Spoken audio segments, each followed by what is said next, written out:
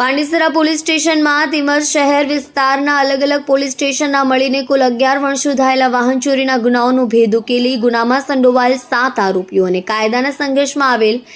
2 બાળકિશોરને કુલ 15 મોટરસાયકલો મોપેડો સાથે પકડી પાડતી પાંડેસરા પોલીસ કમિશનર સાહેબ સુરત અને સંયુક્ત પોલીસ કમિશનર સેક્ટર 2 સુરત, નાયબ પોલીસ કમિશનર ઝોન 4 સુરત, મદદનીશ પોલીસ કમિશનર એચ ડિવિઝન સુરતનાઓએ રાત્રિ તેમજ દિવસ દરમિયાન થતી વાહન ચોરીના બનતા બનાવો અટકાવવા તેમજ વણ શોધાયેલ વાહન ચોરીના ગુનાઓ શોધી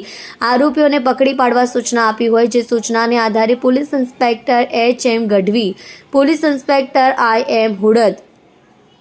નાઓના માર્ગદર્શન હેઠળ સર્વેલન્સ સ્ટાફના પોલીસ સબ ઇન્સ્પેક્ટર કે.જે. વસાવાએ સર્વેલન્સ સ્ટાફની અલગ અલગ ટીમો બનાવી વણશોધાયેલ વાહન ચોરીના ગુના શોધી કાઢવા સૂચના આપી હોય, જે સૂચના અને માર્ગદર્શનને આધારે સર્વેલન્સ સ્ટાફના પોલીસ માણસોની અલગ અલગ ટીમો દ્વારા ટેકનિકલ વર્કઆઉટ, હ્યુમન સોર્સિસ તેમજ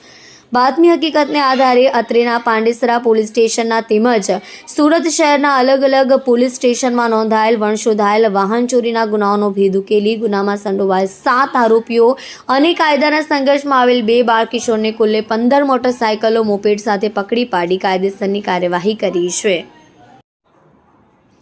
કલ્પેશ રાણા સાથે જોતા રહો news 9 Gujarati news channel, Surat.